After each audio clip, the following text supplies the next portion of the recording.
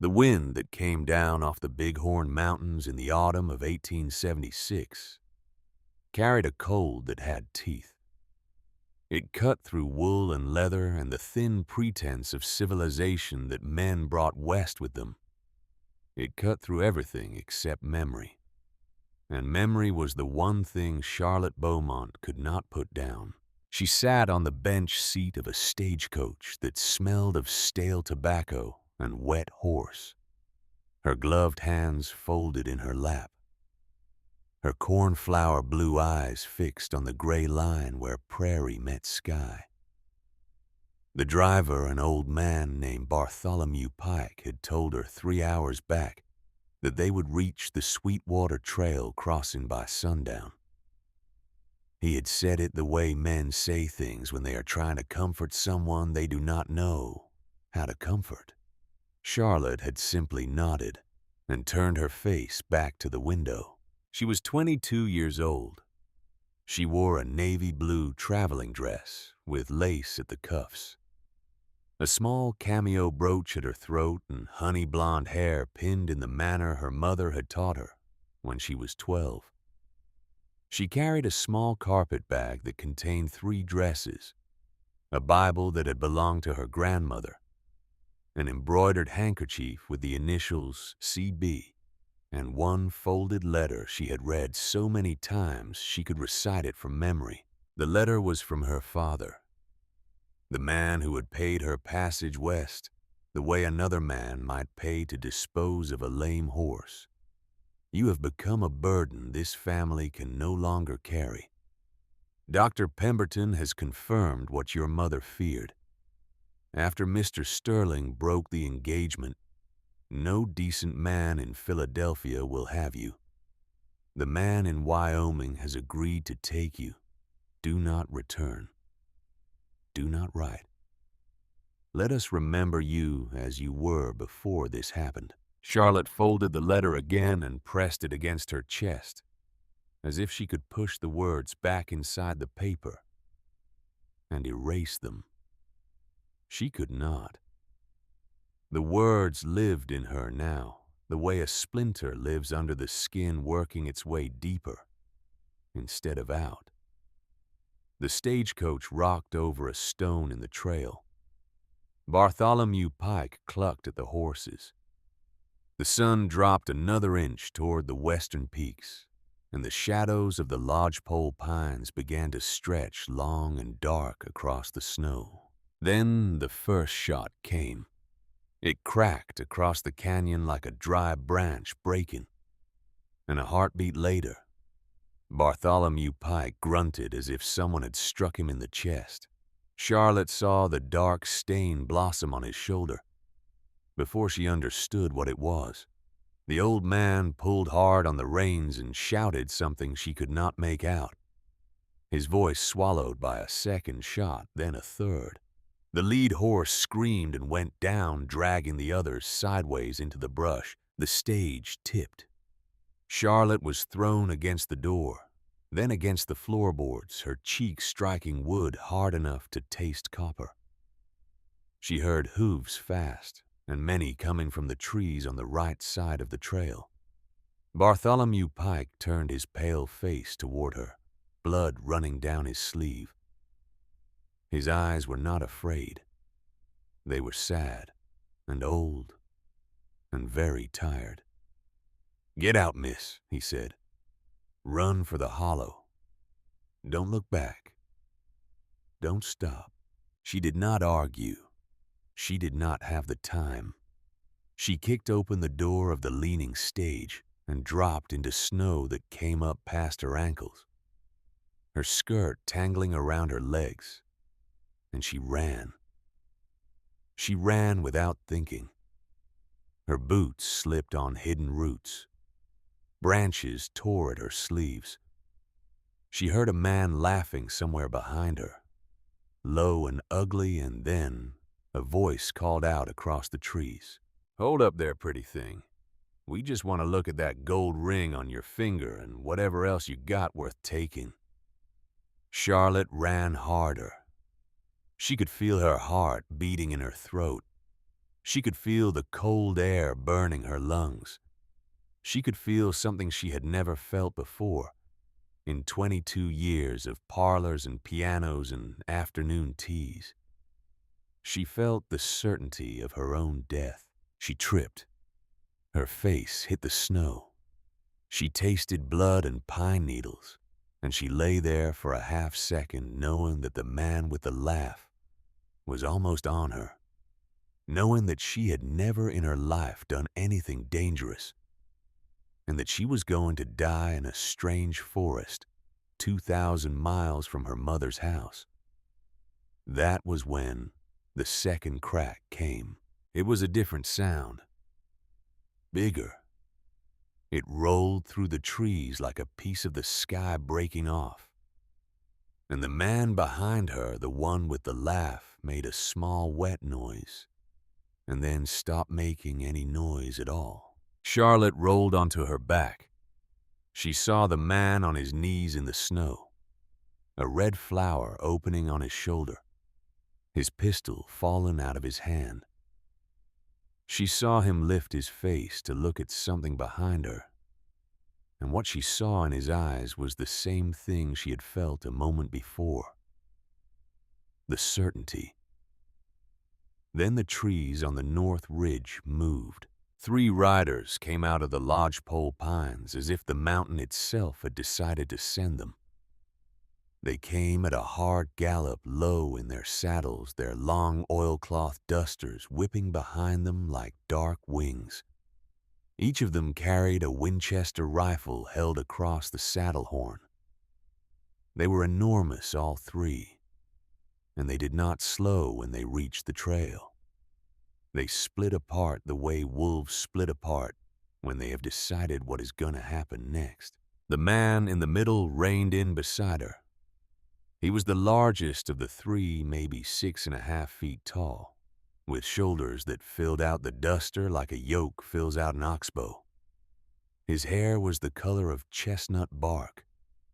His eyes, when he turned them down toward her, were a clear amber, the color of good whiskey held up to firelight. He did not speak to her. Not yet. "Rourke, the 2 on the right," he said. His voice was low and unhurried. "Quincy, Cedar Pike. I'll handle the lady." The blonde rider on his left, the one with the long scar running down his cheek, was already moving.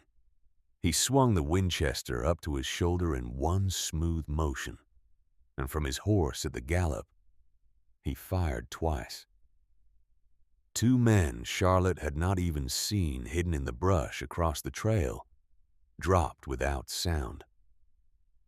The 3rd rider, the youngest, the redhead, peeled off toward the wrecked stagecoach where Bartholomew Pike lay. The 4th bandit, the one who had been laughing, was crawling now. He was crawling toward his pistol in the snow. The big man on the horse looked at him for one long second. Then he stepped down from the saddle, walked over to him without hurry, and shot him once in the back of the head. He did it the way another man might step on a snake. He did not enjoy it. He did not hesitate. He did it because it needed doing, and then he turned around and walked back toward Charlotte. She was still on the ground. She could not seem to make her body work. The man knelt beside her in the snow. Up close, his face was hard and weathered with 2 days of dark stubble along the jaw. There was a small white scar through his right eyebrow. He did not touch her. "Miss Beaumont?" he asked. Charlotte tried to answer. Her voice would not come. She nodded. "I'm Hank Thornton, the man who wrote you the letter." He looked at her bleeding lip, at the scrape on her cheek, at the way her gloved hands were shaking against the snow. He took off his duster and laid it over her shoulders. "I should have ridden out farther to meet your stage. I'm sorry I didn't." She found her voice somewhere underneath the fear. "Mr. Pike, the driver." Hank Thornton looked over his shoulder. The redhead Quincy was kneeling by the stage. He met Hank's eyes across the snow and shook his head once. Slowly, Hank turned back to Charlotte. He did not lie to her. She would always remember that later. The first thing he did when she came into her life was to not lie to her. He's gone, miss. Likely was gone before he hit the ground. He died trying to give you time to run. Come on. We need to be off this trail before dark. He reached down and offered her his hand. It was the size of a small shovel. The knuckles were scarred and the fingers were calloused and the palm was warm even through her glove. Charlotte took it. The other rider, the one called Rourke, came up on his horse with a hardness in his blue eyes that did not seem to leave even when he looked at her. There were 5 tracks coming in from the south. I count 4 bodies. One of them rode out before we got here. Hank nodded as if this was something he had already calculated. Beauregard Hadley's bunch. Has to be, Rourke said. Quincy had pulled a saddle blanket up over Bartholomew Pike's face. He came back leading 2 of the surviving stage horses. He was the youngest of the 3 with hair the color of rusted copper and a face that wanted to smile even when there was no good reason for it. Now there was no reason for it and his face simply looked tired. He was a good man, Quincy said quietly. He hauled freight for us last spring. Hauled the new plow up from Buffalo Creek. Wouldn't take more than 50 cents for the trouble. Hank put his hand on his brother's shoulder. He kept it there for a moment. Then he turned to Charlotte. Miss Beaumont, we've got 15 miles of hard trail ahead of us, and the man who got away will tell his brother what happened here. I'd like to put you up on a horse with me, and I'd like us to ride. Do you think you can do that? She looked at him. She looked at the dead man in the snow.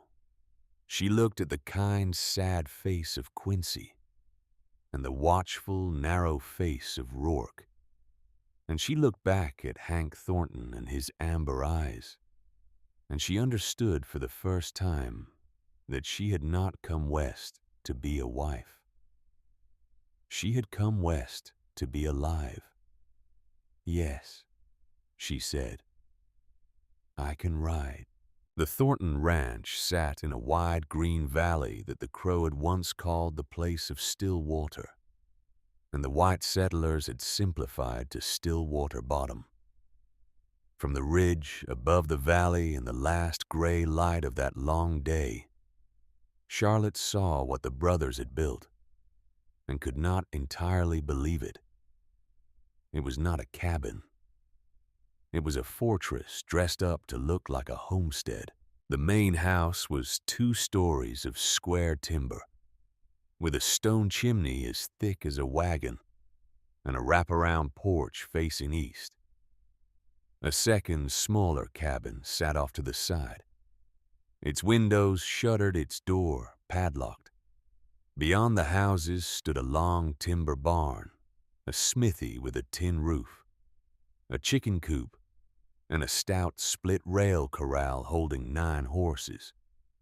A spring-fed creek ran behind the buildings and disappeared into a stand of cottonwoods. But it was the things she did not at first notice that told her the truth of the place.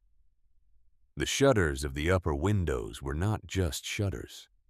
They were thick oak with narrow slits cut at chest height. Loopholes.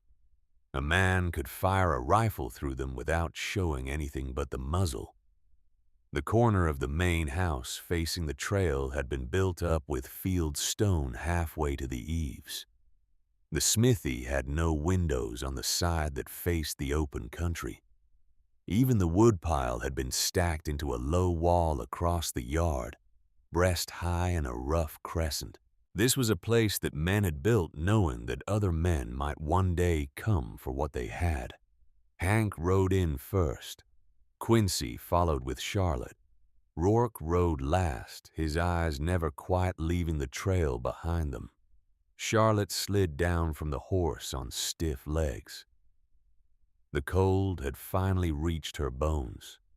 Hank caught her elbow when she swayed, and he did not let go until she was steady. "There's a fire going inside, miss. You'll want it." The inside of the main house struck her like a chord of music she had not been expecting. It was clean. It was warm. It smelled of pine and beef stew and lye soap. A great river stone hearth dominated the front room with a fire of split lodgepole burning low and steady. Heavy beams crossed the ceiling. The floor was wide planks polished by years of foot traffic. 2 long shelves on the north wall held more books than her father's parlor in Philadelphia. A bowl of dried wildflowers sat on the kitchen table. This was not a place where men lived alone in their own filth. This was a place where men lived with care. Above the hearth, between 2 crossed Confederate cavalry sabers and a framed daguerreotype of a young woman, hung something that did not match the rest of the room. It was a long eagle feather, white at the tip, banded at the base with a strip of leather, and a single bead of carved bone. Charlotte stared at it. She could not have said why. Quincy noticed. He paused at the doorway with her carpet bag in his hand, and his face did its quiet work of trying to smile. "That's old Buck's," he said. "Silas Driscoll. We just call him Old Buck. He gave it to Hank 4 winters back after Hank pulled him out of a snowdrift up on the north slope with a busted ankle and 3 broken ribs. Said it was the closest thing he had to a brother's gift. He shows up here every now and then, always without warning. The horses go quiet when he's coming. That's how we know." "He lives alone?" Charlotte asked. "Up in the high country 10 miles north. Trapped beaver back in the 40s. Hunted buffalo through the 60s. Killed more outlaws on the Wyoming road than the law ever did." Quincy shook his head, a grin tugging up one corner of his mouth in spite of himself. "He raised us as much as anyone did after we lost our folks.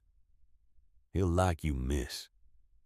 He likes anything Hank brings home on account of Hank doesn't bring much home anymore. Old Buck and our friend Marshall Holloway down in Cheyenne are the 2 people Hank trusts to come look in on us if a thing goes wrong. Marshall's a hard man and a fair one. Knew our daddy back in Indiana before the war. He has stood in this kitchen more than once." Charlotte looked at the daguerreotype above the hearth. The young woman in the picture had a sweet, plain face and dark eyes that crinkled with private amusement. She was wearing a wedding dress. She did not have to ask who the woman was. She could feel the answer in the shape of the room. Quincy followed her eyes. The grin left his face entirely. "That was Adelaide," he said softly. "Hank's wife. She's been gone about 2 years now." He did not say anything else. He did not have to. That night, after a quiet supper that Charlotte mostly pushed around her plate, Quincy showed her up the narrow plank stairs to a small room under the eaves. The bed was made up with a thick quilt of blue and yellow. A wash basin stood on a pine stand by the window. On the table beside the bed, someone had placed a small jar of dried wild asters and a worn copy of a book of poems. She did not have the strength to read or to wash or to do anything but lie down in her clothes and pull the quilt up to her chin. The voices came up from below through the floorboards, low and indistinct. She did not mean to listen. She could not help it. "Was it Beauregard's bunch?" Quincy asked. "Has to be," Hank said. "Then he knows there's a woman here now." "He knows." A long silence. Then Rourke, his voice flat. "He'll come. Let him, Hank said. Hank, Quincy again, softer. She's barely 22. She watched a man die today. She rode 15 miles in the dark with a stranger. Don't push her. I'm not going to push her. You haven't said 3 words to her since we got back. I don't know what to say. A scrape of a chair. The crack of a log settling in the fire. Then Rourke spoke again, and Charlotte recognized the tone. It was the tone of an older brother giving advice to an older brother. You don't have to know what to say, Hank. You just have to be there when she figures out where she is. The rest of it will come. Charlotte turned her face into the quilt and finally cried. And even her crying was quiet, the way a Philadelphia girl had been taught to cry. But she cried for the first time in weeks, not because she had been sold. She cried because she had been seen. The first weeks at Stillwater Bottom passed in a kind of waking dream. Charlotte learned that the wind could be heard before it arrived. That coffee tasted different when boiled in a pot over a wood fire than when poured from a silver service. That a man's hands could be cracked and bleeding from wire and weather, and still be gentle when he tied a thaw line to a frozen horse trough. She learned the brothers slowly the way she had once learned poetry, by rhythm, by repetition, by heart. Hank rose first before the dawn. She would hear his boots on the stairs at 4 a.m, then the soft thud of the door, then the muted clank of the wood stove being fed in the kitchen below. He worked the cattle. He rode the line. He came back at noon long enough to eat a cold meal standing up, and then he was out again until full dark. He did not raise his voice. He did not laugh. He did not ask her any questions about herself, and at first she thought it was because he did not care. Slowly she began to understand that it was the opposite. He was a man who had stopped believing he had the right to ask. Rourke was the brain of the place. He kept the books. He wrote the letters that ordered powder and shot and barbed wire. He was the one who rode into Buffalo Creek for supplies, and the one who came back with the news. He was the most dangerous of the 3 in any way that could be measured. He had been a cavalry sergeant in the war. He had taken the long scar on his cheek at Gettysburg from a Union saber, and he had killed the man who gave it to him with a skinning knife 3 minutes later. Charlotte learned this from Quincy, who told her almost everything she asked, and from Hank, who told her almost nothing. Quincy was the one she came to like first. He was 25, and he had the laugh of a much younger man. He worked the forge most days, his hammer ringing across the yard from sunup.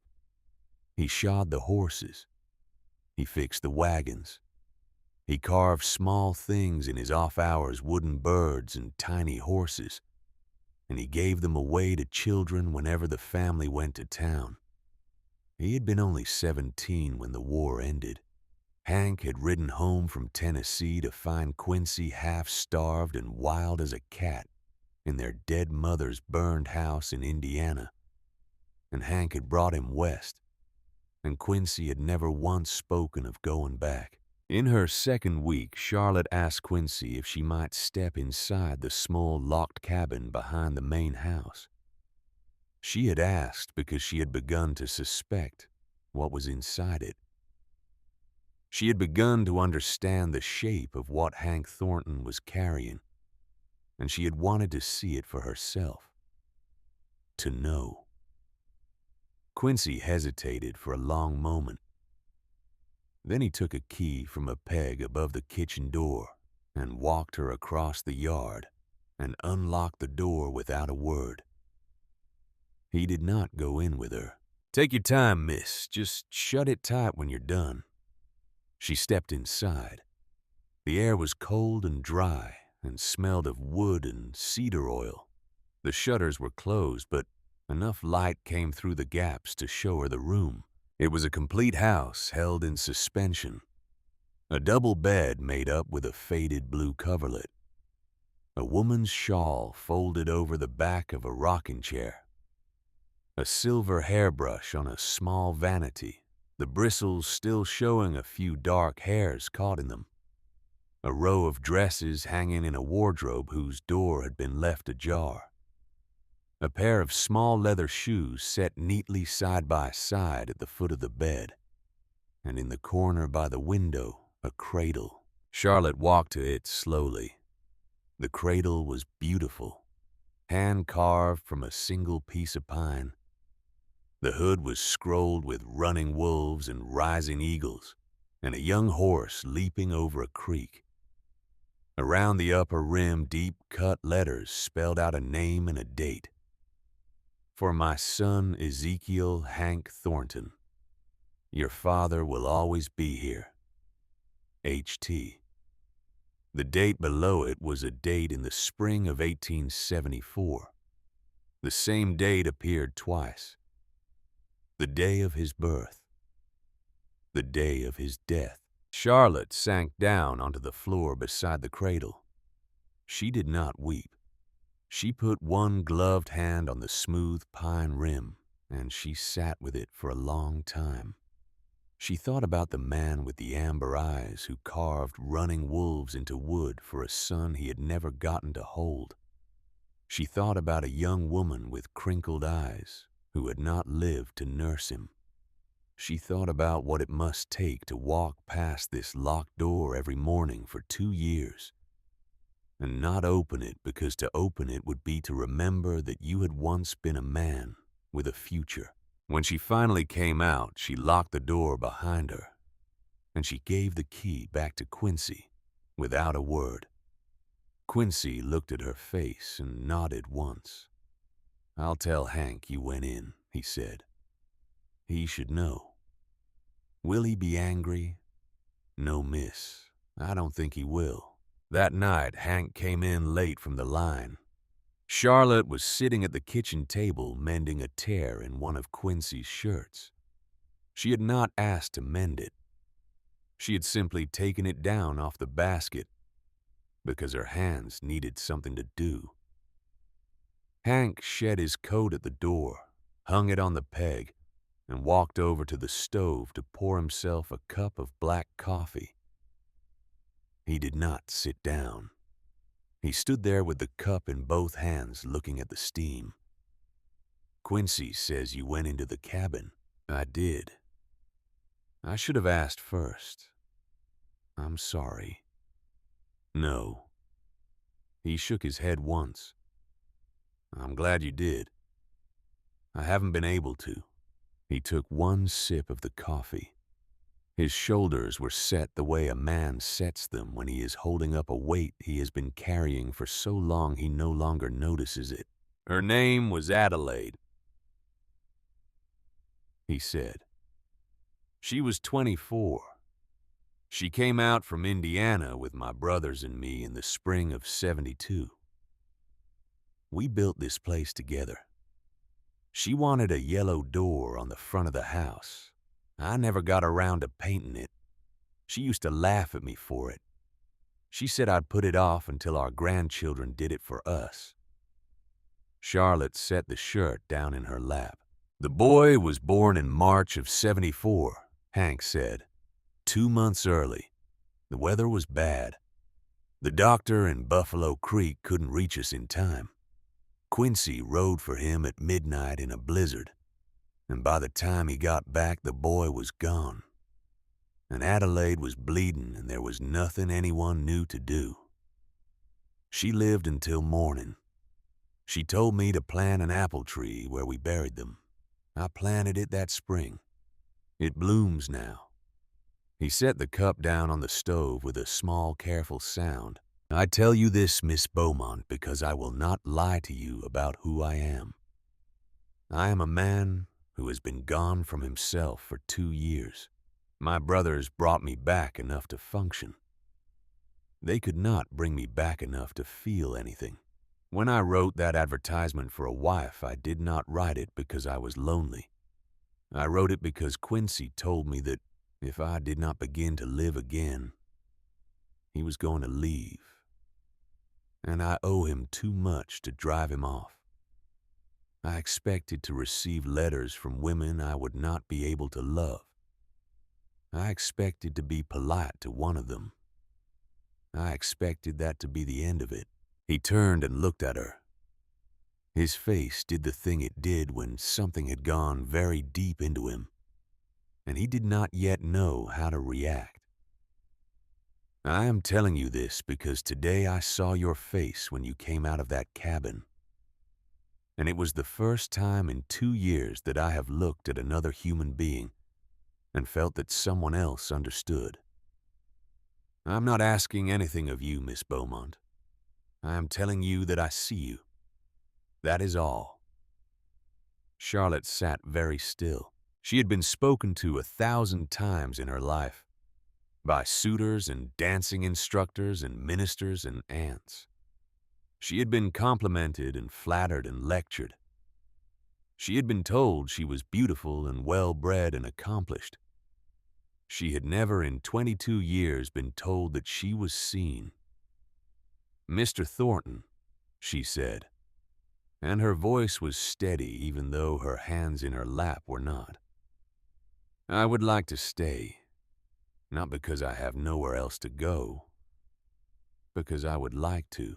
Hank Thornton nodded once slowly. He did not smile. He did not reach for her. He simply set the empty cup in the wash basin, said goodnight, and went up the stairs. She sat at the table for a long time afterward, looking at the firelight on the wooden floor. The letter from her brother came in the 3rd week. A young man named Tobias rode in from Buffalo Creek with the mailbag, and Rourke brought the letters into the kitchen and set them on the table without comment. There were 3. 2 were addressed to Hank in handwriting Charlotte did not recognize. The 3rd was addressed to Miss Charlotte Beaumont, care of the Thornton Ranch, Stillwater Bottom, Wyoming Territory, in a hand she would have known anywhere, Lawrence. She took the letter to the window seat in the front room and broke the seal with shaking fingers. "Charlotte, my sister, I am writing this in secret in the early hours while our mother is asleep. I have been a coward for a long time, and I do not deserve your forgiveness, but I cannot carry this any longer. I have to tell you the truth."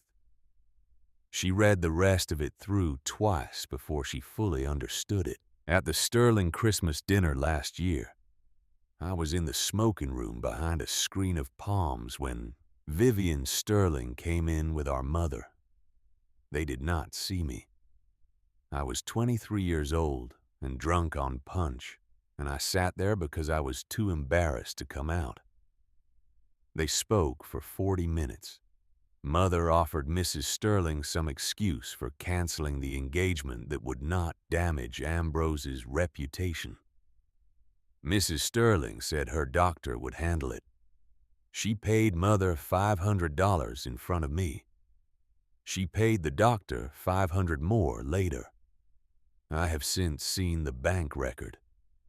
The reason was that Ambrose had fallen in love with Cordelia Ashworth, the judge's daughter, and Mrs. Sterling believed an alliance with the Ashworth family would put Ambrose in the United States Senate within 10 years. She could not break the engagement publicly without ruining him. So she ruined you instead. Father knew. He took the money. He used it to pay the bank's quarterly note. The bank was failing Charlotte. It is still failing. He did not sell you to save us. He sold you to save himself. Dr. Pemberton lied. I do not know if you can have children. I know that the medical examination he performed was a fraud. There was nothing wrong with you. There was never anything wrong with you. I am sorry I did not tell you sooner. I have prayed every night since you left that I would find the courage. I have it now only because I am writing it. Burn this when you are done. Do not write back to Philadelphia. They are watching the post. If there is ever a place in the country where a brother who failed his sister can come and try to make it right, I would ride there tomorrow. Your loving and unworthy brother Lawrence. Charlotte read it again, then a third time. She read the parts that confirmed what she had suspected, and she read the part she had not suspected at all. Her father had taken the money. Her father had stood in the doorway watching her board the train, his face gray, his hand half raised in a wave he never finished, and he had taken $500 to ruin her. She did not cry. She had cried for 6 months in Philadelphia, and she had cried again the first night in this house, and she had no tears left for these people now. What she felt instead was something colder and clearer than tears. She felt awake. Hank found her on the porch an hour later. The sun was setting behind the western peaks, throwing long red light across the snow, and Charlotte was sitting in one of the rocking chairs, with the letter on her lap. She did not turn when he came up the steps. He sat down in the chair beside her, without speaking. She handed him the letter. He read it slowly. When he was done, he folded it once along the original creases, and he handed it back to her. He did not curse. He did not slam his fist down. He did not say anything for almost a full minute. Then he stood up and walked to the rail of the porch, and he looked out across the valley toward the place where the apple tree was. "What do you want to do?" he asked. The question surprised her. She had been waiting for him to tell her, to say something the way men in books said things, something about justice or honor or vengeance. He had asked her instead. "I don't know yet," she said. "That's a fair answer. I don't want to go back, not yet. I'm not ready to be the woman who walks back into that town." "Then don't." "But I will. Someday." Hank nodded. He did not turn around. "When you're ready," he said quietly. "You won't be going alone. None of us will let you go alone. Not me. Not my brothers. Not old Buck, if he's still drawing breath. Mrs. Sterling will look up one day and see 4 Wyoming men standing on her doorstep, and she will understand that the world is not what she thought it was." Charlotte looked at his back, at the broad set of his shoulders against the red light, and she felt a thing she did not yet have a word for. "Why?" she asked. "Why would you do that?" He turned then. His amber eyes caught the last of the sun. "Because," he said, "you are family now, Miss Beaumont, and we do not abandon family in this house." She looked at him. He looked back. Somewhere inside her, a door that had been locked for 6 months unlocked itself and swung quietly open. That same week, in the afternoon of a gray Tuesday, the horses in the corral suddenly stopped moving. They lifted their heads. Ears swiveled forward and stood perfectly still in the cold light. Quincy was at the forge. He looked up from the anvil and watched them. Then he walked calmly to the porch where Charlotte was hanging a wet shirt on the line and said, "Old Buck's coming." 20 minutes later, a single rider came down out of the timber on the north ridge. He rode a tall, mouse-colored mule. He wore a buffalo coat that came down past his knees, and a slouch hat the shape of a melted candle. Across his lap, balanced as easy as a walking stick, was the longest rifle Charlotte had ever seen in her life. A Sharps .50 caliber single shot, the kind of gun that buffalo hunters use to drop bulls from a quarter mile. He rode up to the porch without saying a word. He looked Charlotte slowly up and down, the way a man looks at a horse he is thinking of buying. Then he looked at Hank, who had come out of the barn at the sound of the mule, and his weather-pickled face cracked into something that might have been a smile and might have been a grimace from the cold. "Heard there was trouble on the Sweetwater Trail." "There was," Hank said.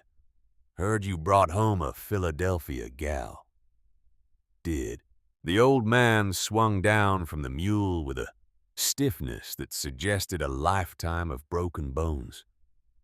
He walked up the porch steps and stopped in front of Charlotte. He smelled of wood smoke and bear grease and old leather. His blue eyes, sunk deep in his weathered face, were sharp as flint. "Name's Silas Driscoll, miss. Folks call me Old Buck. I won't take up much of your time. I just rode down to look at you." "Why?" Charlotte asked. He grinned then. It was the grin of a man who had not been afraid of anything in 50 years and did not plan to start. "Because Hank's brought home one woman in his life, miss, and I never got to say goodbye to her properly. I aim to do better this time around. I aim to be there for the next part. Whatever the next part turns out to be." He touched the brim of his hat to her. She felt in some part of herself she did not yet understand that she had just been blessed by a priest of a religion older than the country she stood in. He turned to Hank. The grin faded. "Beauregard Hadley's been seen with 12 men up on the Powder River. He's saying he's going to ride down here and burn this place to the ground and take the woman as a souvenir." Hank did not change expression. "When?" "My guess is 2 weeks. 3 if the weather turns. I'll be staying." "Glad to have you." Old Buck looked at Charlotte one more time. He looked at her the way a man looks at the western sky when he's trying to decide whether tomorrow will bring rain or fire. "I had a feeling," he said quietly, almost to himself. "The day Hank wrote that letter east, I had a feeling something was coming down the road. I have not been wrong about a feeling in 50 years. Then he led the mule around back to the barn, and Charlotte stood on the porch watching the sun drop behind the mountains, and she understood with the same clarity she had felt reading her brother's letter that the small, careful life she had been building inside this house was about to be tested by fire. She was no longer the girl who had stepped off a stagecoach in a navy blue dress. She was a Wyoming woman now, whether she had meant to be or not, and the men who had come to bring her into this country were going to have to fight for the right to keep her here. The 2 weeks that old Buck Driscoll had predicted began the way all the best lies begin, quietly. The first snow of December came down on a Tuesday morning in fat, lazy flakes that settled on the porch rails and the corral posts in the back of old Buck's old mouse-colored mule, and Charlotte Beaumont stood in the doorway of the main house with a tin cup of coffee in her hands and watched the world turn white. She was wearing a heavy wool shawl that had belonged to Adelaide Thornton. Hank had taken it down out of a cedar chest the night before and laid it across the back of her chair without saying a word. And Charlotte had understood the way she had begun to understand many things about Hank, that this was a kind of speech that didn't need words. Behind her in the kitchen, Quincy was teaching her to make sourdough biscuits. He had told her this morning in his easy way that a Wyoming wife who could not make biscuits was not a Wyoming wife at all, and Charlotte had laughed and Quincy had laughed back, and Hank had paused at the doorway for half a second to listen to the sound before he went out into the snow. It was the first time since the day the stagecoach tipped over that Charlotte had laughed. She did not know yet that Hank had paused. She would only learn weeks later from Quincy that Hank had stood at the door for a long moment with his hand on the latch, and that when he had come back in for his rifle that afternoon, his eyes had been wet. The brothers spent the next 10 days fortifying the ranch. Quincy worked the forge from sunup until full dark, hammering out long iron spikes that he and Rourke drove into the frozen ground in a wide ring around the buildings. To these spikes he wired strips of tin and small bells that Charlotte recognized from Adelaide's spice cabinet. The whole arrangement was hidden under fresh snow within an hour of being set. But Quincy explained with the small, proud smile of a man showing off his own invention that any horse stepping through it would set off a small symphony of warning 30 seconds before the rider could see the house. Rourke walked the perimeter at dawn, and at dusk his Winchester slung across his back, his eyes never quite still. He rode out to Eagle Pass alone one afternoon and came back at midnight with a look on his face that meant he had said something he did not intend to talk about. When Charlotte asked Quincy what Rourke had done up at the pass, Quincy looked at her for a long moment and then said gently, "Some things, miss, you'll want to be able to swear in a court of law you didn't know about." She did not ask again. Hank himself spent 2 days on the upper floor of the main house with a hammer and a chisel and a bag of clay. He cut new firing slits in the oak shutters of every window, lining them with iron flashing, so that the wood would not splinter when a rifle barrel was rested against the edge. He laid out boxes of ammunition neatly labeled on a long shelf along the upstairs hall. 44 caliber for the Winchesters, 45 caliber for the Colts, 50 caliber for Old Buck's Sharps, 12-gauge brass shells for the coach gun in the kitchen. Charlotte watched him work sometimes from the foot of the stairs, sometimes through the open doorway. She did not interrupt him. Once, when he came down for water, she handed him a clean cloth to wipe the chisel dust from his hands, and he took it without looking at her. But his fingers brushed hers and stayed there for one half breath longer than they needed to. She did not pull her hand away. He did not pull his. It was the smallest thing. It was also, both of them knew, not a small thing at all.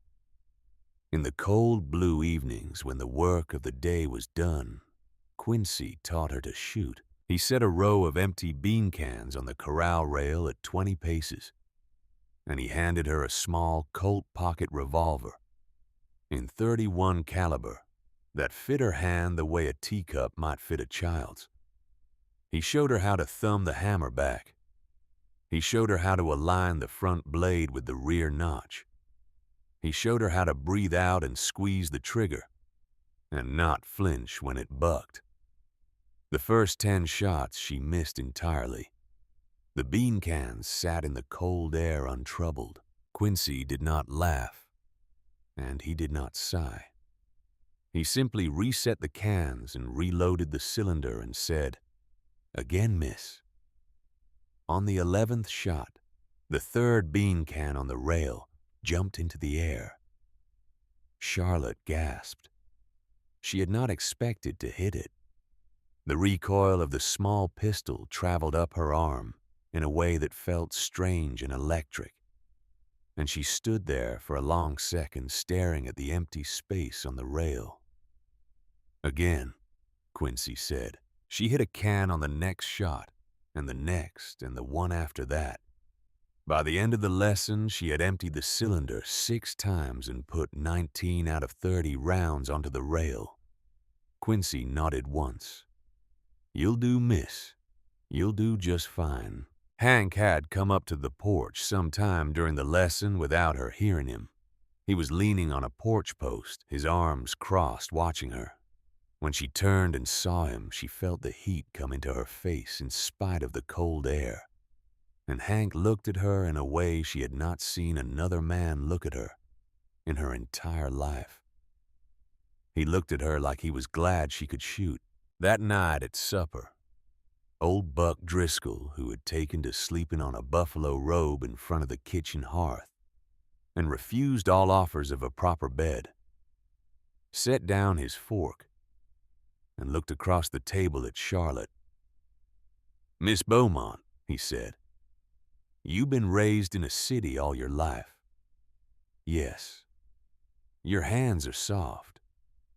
They are. You ever shot at a man?" "No." He nodded slowly, chewing his beef. He swallowed and took a drink of coffee. "Listen to me, then. There is a thing that happens to a person the first time they put a ball into another human being. It is not the same as shooting a deer. It is not the same as shooting a can on a fence rail. There is a moment where you see them stop being a thing you are afraid of and start being a thing you have killed. That moment will sit inside you for the rest of your days. Some folks make peace with it. Some never do. I am telling you this because Hadley is coming and you may have to do it, and I do not want you walking into it without somebody having told you the truth." Charlotte looked at him across the table. She set down her own fork. "Mr. Driscoll, my own father took $500 to send me out here to die. I have already had to decide whether I wanted to live. The rest of it I will manage." Old Buck stared at her for a long moment. Then his weathered features broke into the slow grin she had seen on the day he arrived. He raised his coffee cup in a small salute. "You will manage indeed, miss." Hank at the head of the table did not say anything, but he looked at her across the candles for a long, quiet moment, and Charlotte felt the look go all the way through her like the warmth of a fire after a long ride in the cold. The 17th of December came in clear and bitter cold, with a hard frozen moon coming up over the eastern ridge and the temperature dropping steadily through the afternoon. Old Buck spent the morning oiling the long Sharp's rifle at the kitchen table. He worked in silence, his hands moving with the unhurried economy of a man who had done the same thing 10,000 times. When he was done, he carried it up the stairs to the front bedroom on the second floor, the room with the best southern view, and he set it across 2 leather sandbags on the windowsill. Then he came back down and looked at Hank, and Hank nodded. "Tonight," Hank said. "Tonight," Old Buck agreed. Quincy went out to the barn and walked from stall to stall, talking quietly to each horse, the way a man might say goodbye to a friend he expected to see again in the morning. Rourke loaded the Winchester rifles, 4 of them, and stacked them against the inside wall of the kitchen. He loaded the 2 Colt revolvers and laid them on the counter. He loaded the coach gun with double-aught buckshot and set it beside the back door. Then he poured himself a single short cup of black coffee, drank it standing up at the window, and said to no one in particular, "Time to earn our supper." Hank came to Charlotte at 6 o'clock. The sun had been gone an hour. He took her by the arm gently and walked her to the back of the kitchen, where a heavy oak trapdoor lay set into the floor. "Charlotte, there's a stone room under this floor. I built it the spring after Adelaide died, when I thought maybe I might want a place to disappear into and not come out. It is small and it is cold and it has one door and that door bolts from the inside. I want you to take this lamp and this pistol and a blanket and go down there now. Hank, listen to me. You are carrying nothing in your belly that we know of yet. But you are carrying my whole life. And I cannot fight tonight if I am also looking for you. Do you understand? She did.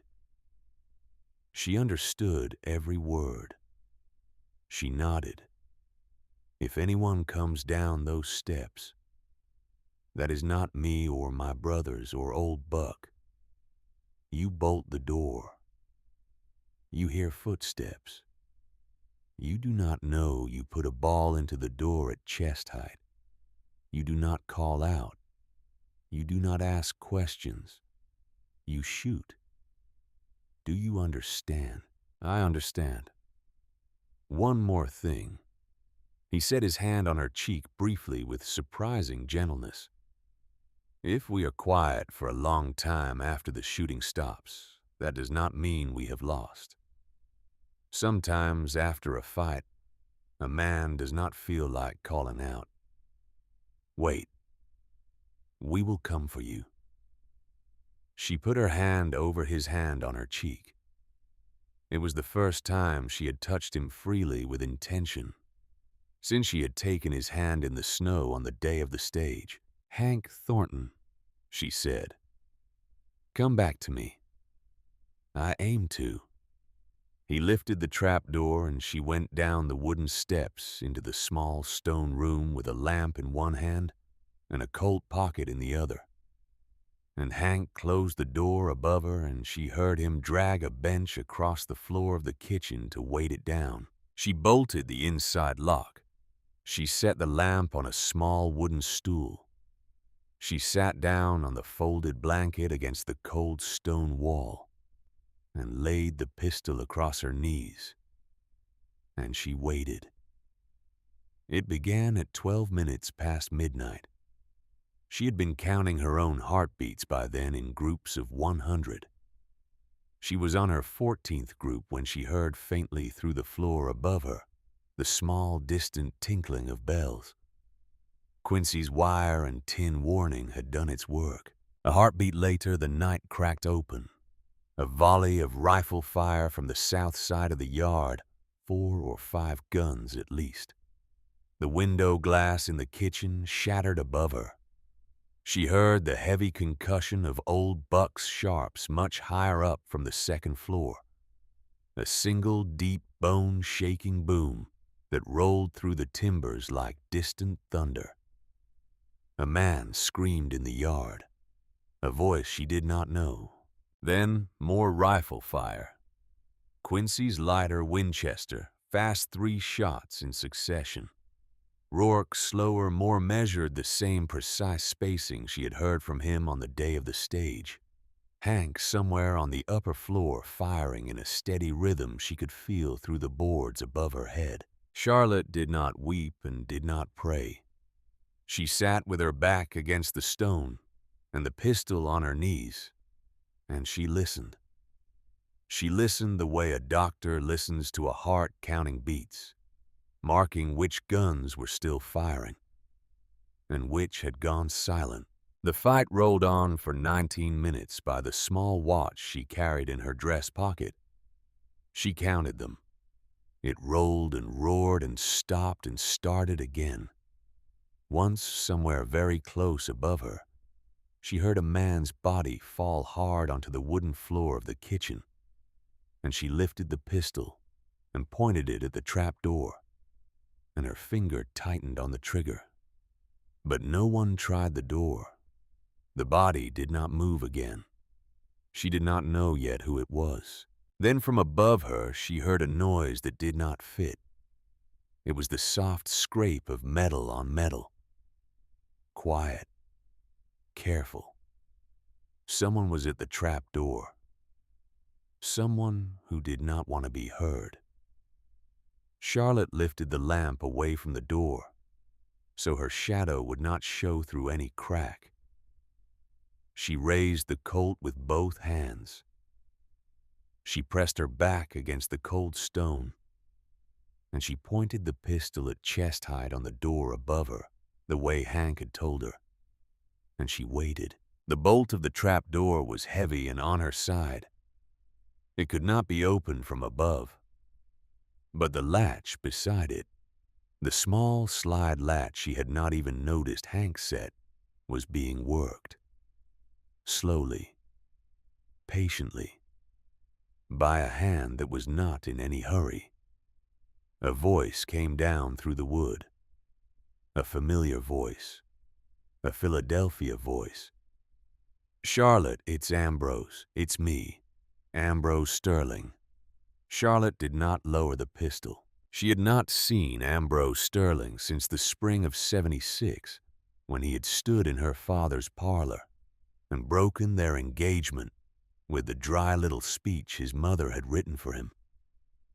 She had not heard from him since. She had not expected to ever hear from him again. What was he doing in her kitchen in Wyoming in the middle of a battle? "Charlotte, please, open the door. There's been shooting and I don't know what's happened. I came west to warn you. I rode 3 weeks. I think the ranchers are dead. Your husband, his brothers, all of them. Open the door, please. I am alone up here." She did not move. The voice was Ambrose. She would have known it anywhere. The tone was wrong, though. It was the tone he used to use with serving girls and shopkeepers, the slightly raised, slightly impatient tone of a young man who had never been told no. And there was a tightness underneath it that did not belong to a man who had ridden 3 weeks to save her. It was the tightness of a man who was lying. Charlotte spoke through the floor for the first time. Her voice was very quiet. "How did you get into the house, Ambrose?" A pause, a long one. The kitchen door. It was open. That door bolts from the inside. It has not been open in 3 days. Another pause. "There is a window broken. I climbed through. Then your hands will be bleeding. Hold them above the trap so I can see them through the gap." A longer pause. "Charlotte, do not be foolish. Open the door." She understood then what had happened. She understood it the way you understand a piece of music when the wrong note is finally struck. Ambrose Sterling had not come to warn her. Ambrose Sterling had come with the killers. He had come ahead of them, perhaps by a few days, perhaps by a few hours. He had come because his mother had sent him. He had come because he had been told that, as her former fiancé, he would be the one person in the world Charlotte might still open a door for. He was the bait. He was the soft hand that closed around the dove, while the hard hand wrung its neck.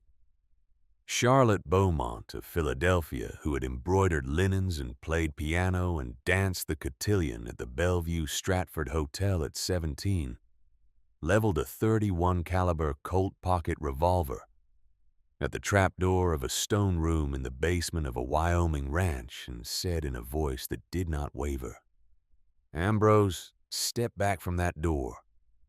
Charlotte, step back. I am holding a pistol. I will fire through the wood." A breath, a scrape of a boot. She fired. The Colt jumped in her hand. The sound of the shot in that small stone room was like the crack of a great branch breaking inside her own skull, and the lamp guttered, and she could not hear anything for several heartbeats. Afterward, only a high singing in her ears. When her hearing came back, the latch above the door had stopped moving. She did not know if she had hit him. She did not look. She kept the pistol pointed at the door, and she sat with her back against the stone, and she cocked the hammer back for a second shot. She would learn later that she had hit him, that the ball had punched through the oak trap door, and grazed the meat of his thigh, not killing him, not even badly wounding him, but enough to drop him to the floor of the kitchen and convince him that whatever errand his mother had sent him on was no longer worth the risk. He had crawled weeping back across the broken kitchen window through which he had entered, and he had been crawling still when Hank Thornton stepped through the back door 3 minutes later and took him by the collar and dragged him into the snow. She would learn all of that, but not yet. For now, in the small stone room, Charlotte Beaumont sat with a pistol in her hands and listened to the silence above her, and she understood finally and completely that she had become someone else.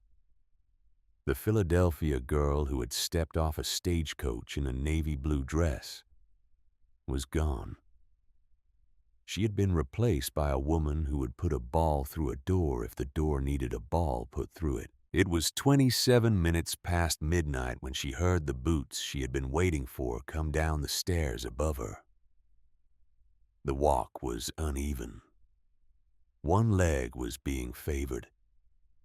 "Charlotte, it's me." It was Hank. His voice was hoarse. There was something in it she had never heard before, something tired beyond tired. She slid the bolt and pushed open the trap door. Hank was standing in the kitchen with a long, shallow cut down the side of his face and blood drying on his shirt. He was holding the wall with one hand. He was alive. She came up the steps and into his arms, and he held her for a long moment without speaking, and she heard his heart through the cloth of his shirt, and she felt his other hand on the back of her head. "Quincy," she asked. "Hit. Not bad. Bullet through the meat of his calf. He'll limp for a while." "Rourke." "Not a scratch. Old Buck has a graze on his ribs, but he laughed it off. Said he'd had worse from a wife in St. Louis in '54. She laughed in spite of everything. It came out of her like a breath that had been held too long. "Ambrose," she said. Hank's face did not change. He's outside, tied to the porch post, alive, wishing he wasn't. He came with them. He rode in with the Hadley bunch, slipped off ahead of them in the dark. We did not know he was here until he was already in the kitchen. Marshal Holloway had sent word 2 days back that a man matching his description was asking questions in Buffalo Creek. But the wire to the ranch was cut down by Hadley's men before the message reached us. Charlotte stepped back and looked up at him. "If you had known he was coming, if I had known he would set foot inside this house tonight, Charlotte, I would have killed him on the porch before the first shot was fired. I did not know. None of us did. He used his mother's son's voice to get past a door I built to keep men like him out." She looked at him. She looked at the blood on his shirt, and the cut on his face, and the steadiness of his gaze, and she did something she had not done since the day she stepped off the train in Cheyenne. She put her face into his neck and she shook against him for a long minute. And Hank held her, and neither of them spoke. When she lifted her head again, her eyes were dry and her chin was steady. "Then we have to make sure he never gets inside another door I am behind," she said. Hank smiled then, slowly. The first real smile she had ever seen on his face. "There she is," he said quietly. "There's the woman I wrote that letter for." Outside in the snow, 8 men of Beauregard Hadley's bunch lay where they had fallen. 2 more had ridden out wounded into the dark. Beauregard himself, the brother of the man who had laughed in the woods on the day of the stage, was face down in the corral with a single hole through his back that no man could have made except old Buck Driscoll, firing the long sharps from a window 700 yards from where Beauregard had thought himself safe. Old Buck never said a word about it. He simply came down from the upstairs in the gray of the morning, drank a cup of coffee, looked once out the window at the bodies and said, "Quincy, we'll need to be digging." They wed in the church at Buffalo Creek on the second Sunday of February. Reverend Ezra Whitfield, a thin, sad-eyed Methodist who had come west from Ohio after the war, performed the ceremony. United States Marshal Garrett Holloway, 55 years old and gray as iron, stood up as a witness. He had ridden the 4 days up from Cheyenne with a federal warrant for Ambrose Sterling sitting in his saddlebag, and a quiet promise to Hank that he would deal with the matter personally once the wedding was done. Quincy stood as best man with his calf still bandaged under his trousers and a cane he no longer needed but used anyway because he liked the way it made him feel.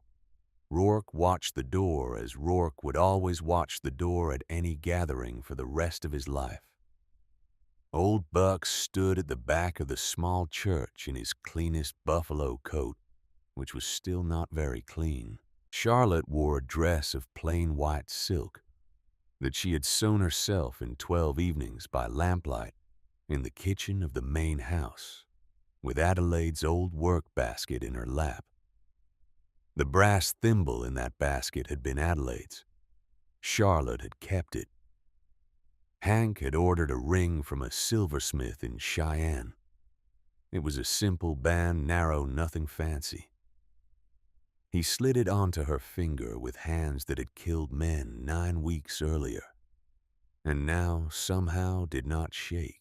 When the Reverend pronounced them man and wife, Hank kissed her once, gently, briefly, in the way of a man who had never expected to kiss a woman again in his life, and could not quite believe that he was doing it now. Outside, Quincy threw rice. Old Buck fired 3 shots into the gray February sky and grinned like a wolf. Marshal Holloway pumped Hank's hand and said something quiet that Charlotte did not hear. That night, when they returned to the ranch, the door to the upstairs bedroom that had been Adelaide's room, the room with the closed shutters, was no longer locked. Hank had unlocked it that morning before the wedding. The shutters were open. A fire was burning in the small iron stove. A bowl of dried wildflowers stood on the bedside table. The door closed softly behind them. When the dawn came up gray and pink over the eastern ridge the next morning, everything between them had changed.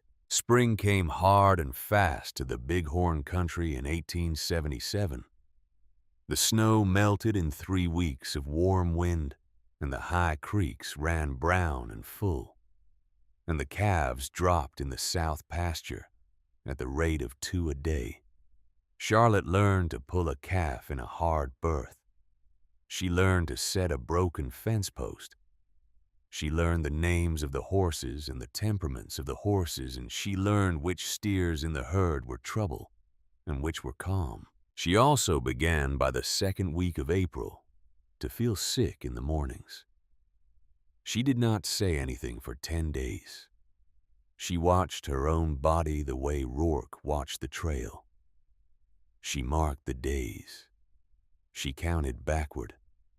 She counted forward. On a Tuesday morning at the end of April, she rode alone into Buffalo Creek and tied her horse outside the small frame house of Mrs. Hattie O'Donnell, an Irish midwife who had come west with a railroad crew and stayed.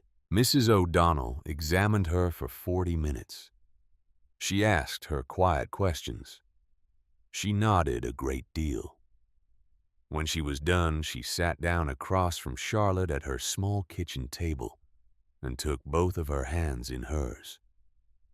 "Lass," Mrs. O'Donnell said in a soft voice with the green hills of Connaught still in it, You are 9 weeks gone.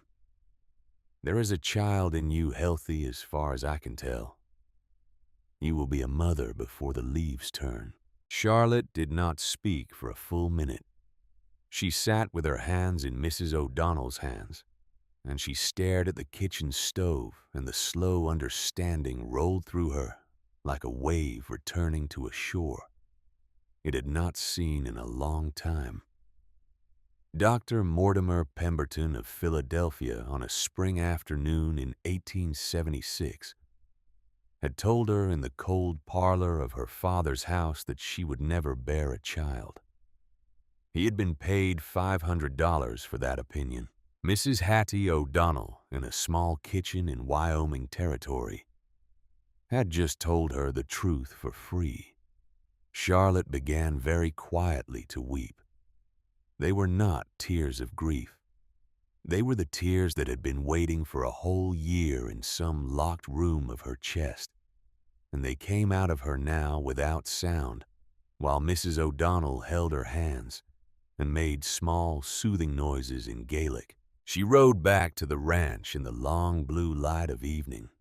Hank was in the corral brushing down a young roan mare. He looked up when he heard her hooves on the gravel. He saw her face. He set the brush down and walked to the gate. "What is it?" "Hank." She slid down from the saddle. She did not run to him. She walked slowly, deliberately, and she stopped in front of him and she put one hand flat against her own belly. "I am with child." He did not move for a long second. His amber eyes did the thing they did when something had gone very deep into him, and he did not know yet how to react. Then he stepped forward, and he put both of his hands on her face, very gently, the way a man cups water he is afraid to spill, and he lowered his forehead to hers, and he stood like that. And Charlotte felt the wetness of his tears on her own cheek before she realized he was weeping. "Adelaide," he whispered. He did not say it as a name. He said it as a confession. "I told her I would not love anyone again. I told her at her grave. I told her every day for 2 years. And now," he said, his voice breaking like a young man's, "now I am asking her to forgive me, because I do." She held him in the green Wyoming twilight, and the new calf in the south pasture bawled for its mother, and the high cold wind came down off the bighorns and did not feel cold at all. That night, after Rourke and Quincy had been told and had wept openly in the kitchen, and embraced their brother, and embraced her after the lamps had been lowered, and the fire banked, Hank sat on the edge of their bed and looked at her in the candlelight, and said the words he had been holding for 2 weeks. "When the child is old enough to travel, when you are strong enough to ride, we are going East Charlotte, all of us. Marshal Holloway is going with us. He has a federal warrant drawn and signed sitting in his desk drawer in Cheyenne. We are going to Philadelphia, and we are going to put Vivian Sterling on a train to a federal courthouse, and we are going to put Mortimer Pemberton in a cell." Charlotte looked at him. She put her hand on her stomach. "And my parents." "That is your decision, not mine." "And Ambrose?" Hank's face hardened then. Ambrose Sterling had been turned over to Marshal Holloway in February alive, but disgraced, and was at this very moment sitting in a cell in Cheyenne, writing out the longest deposition Marshal Holloway had ever taken. In 20 years of federal service, every name, every payment, every conversation, he had wept when he wrote it. Marshal Holloway had told them. He had wept like a child. Ambrose, Hank said, is going to be the first witness on the stand. After that, I do not particularly care what becomes of him. Charlotte nodded once. She lay back against the pillow. Then we go in the spring, she said. In the spring. She put her hand into his. He laced his fingers through hers, the way he had begun to do, the way he would do for the rest of his life. The lamp burned low. The fire whispered in the stone hearth. And in the small room above the kitchen of a Wyoming ranch house, Charlotte Thornton and her husband lay quietly together in the dark and listened to the wind move through the cottonwoods, and they planned the way ordinary people plan the long ride east that would change everything. Lila Thornton came into the world at 23 minutes past 4 on the morning of the 14th of November, 1877. And she came into it screaming. Mrs. Hattie O'Donnell, who had ridden up from Buffalo Creek 2 days earlier on a borrowed bay mare and refused to leave the kitchen for 40 hours, caught the child with the practiced hands of a woman who had caught more than 200 babies in her life. She wiped the small red face with a clean linen cloth. She listened to the lungs. She nodded once to herself the way she nodded when something had gone right that didn't always go right. Then she carried the bundle to the bed, where Charlotte lay exhausted and pale in the lamplight. And she laid the child on her mother's chest and said in her soft Connaught voice, "There she is, lass. There is your daughter. Healthy as a salmon and mad as a hen about it."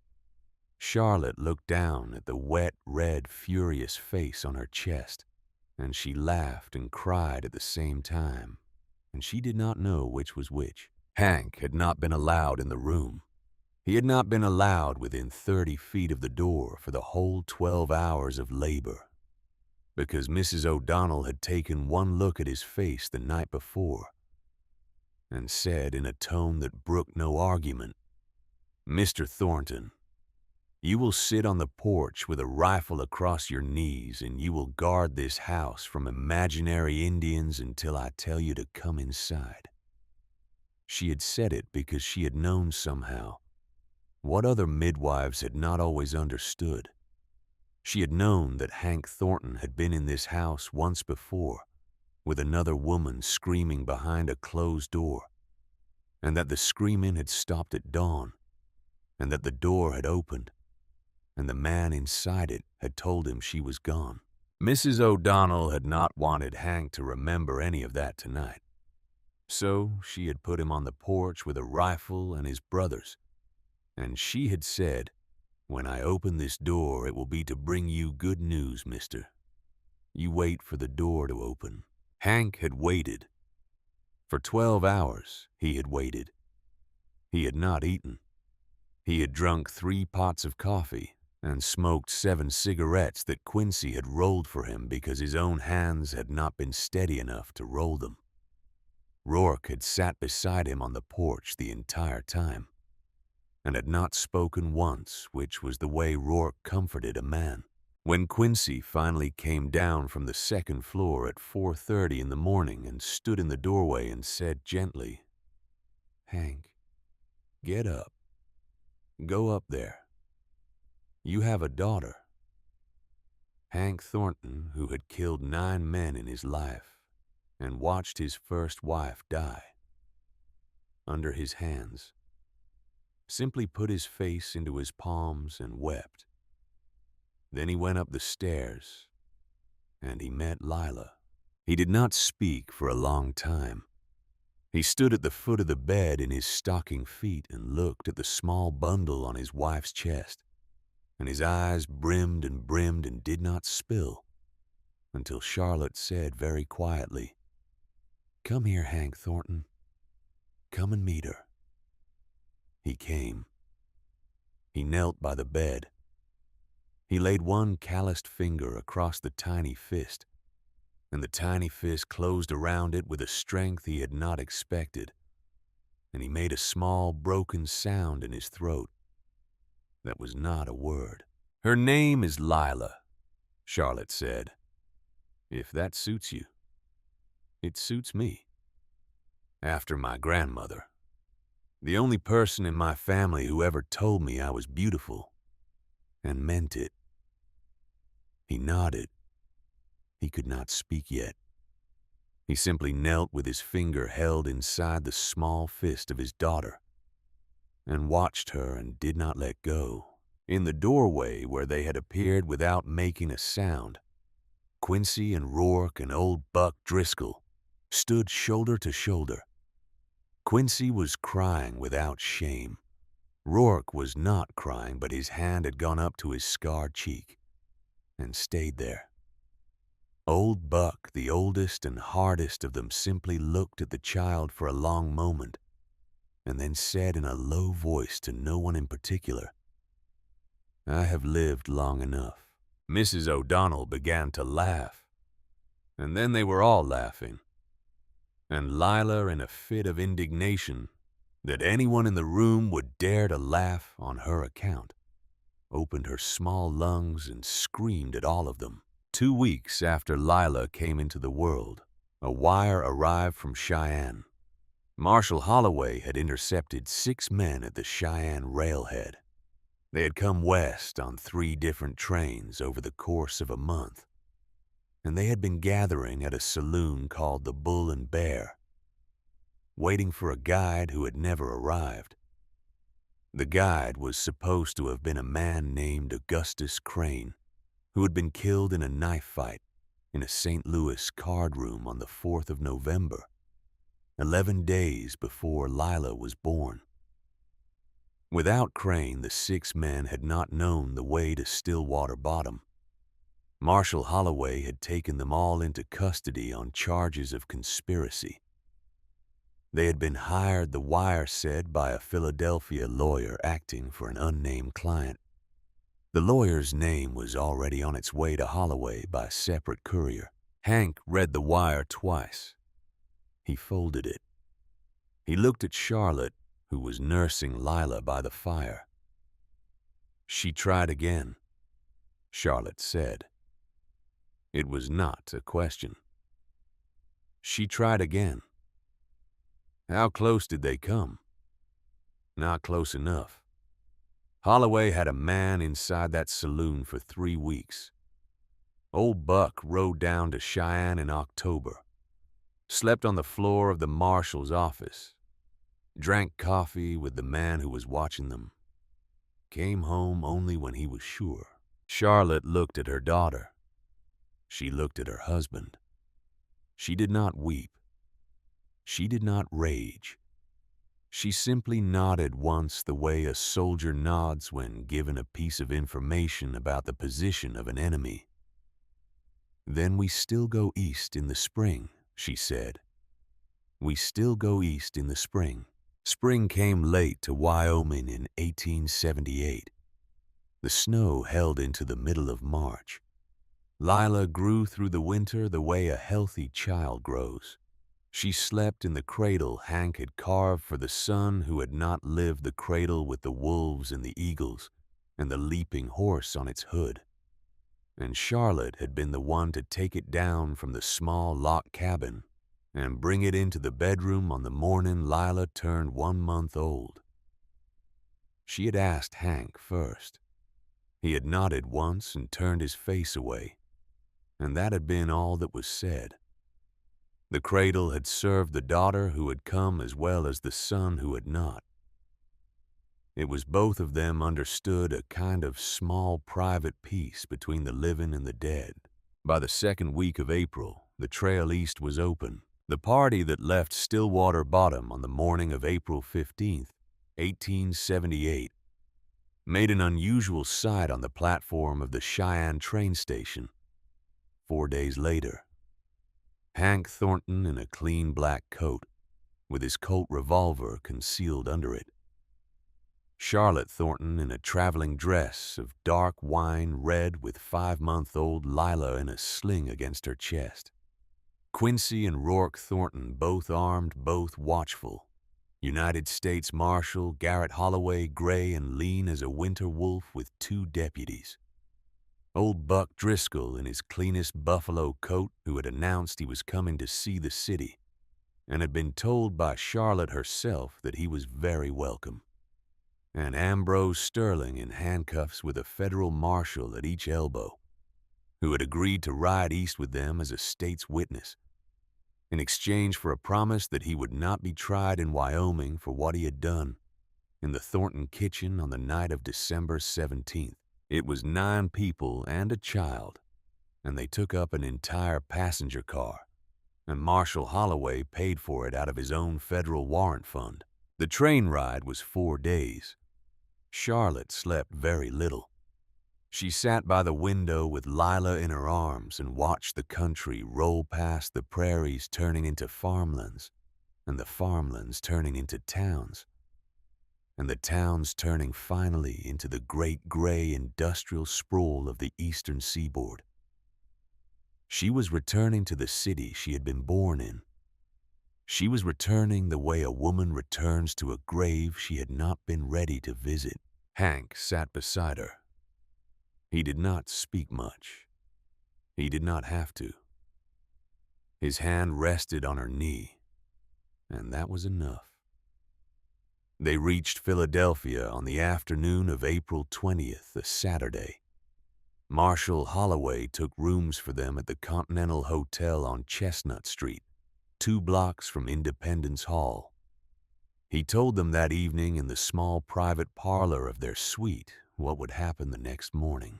At 7 o'clock tomorrow, Holloway set his gray eyes flat. I will go with 2 Philadelphia city marshals and 2 federal deputies to the Sterling residence on Walnut Street. I will arrest Vivian Sterling on charges of conspiracy to commit murder fraud upon a federal medical license holder and bribery of a public official. At 7:30, a separate team will go to the offices of Dr. Mortimer Pemberton on Pine Street and arrest him on charges of medical fraud and conspiracy. The arrest of Mrs. Sterling will be made in front of her own household and any neighbors who happen to be on the street at that hour. It will not be a quiet arrest. It is not intended to be. He looked at Charlotte. Mrs. Thornton, I would like you to be present, standing on the public sidewalk, not on her property, with your husband and your child. I want her to see you when the cuffs go on her wrists. I want her to know. Charlotte set her cup of tea down very carefully on the saucer. I will be there, Marshal. There is one more thing. Holloway leaned forward slightly.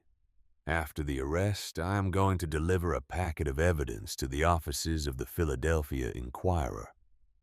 That packet contains depositions from 4 other women in this city who were diagnosed with the same condition by Dr. Pemberton over the last 6 years.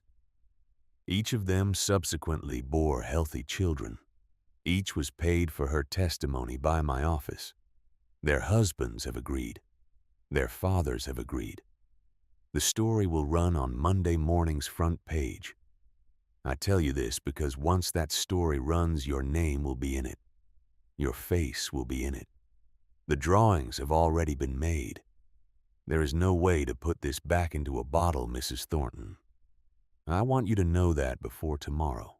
Charlotte looked at her sleeping daughter. Lila was making the small, soft breaths of a child who had no idea what city she was in. Marshal Holloway, Charlotte said.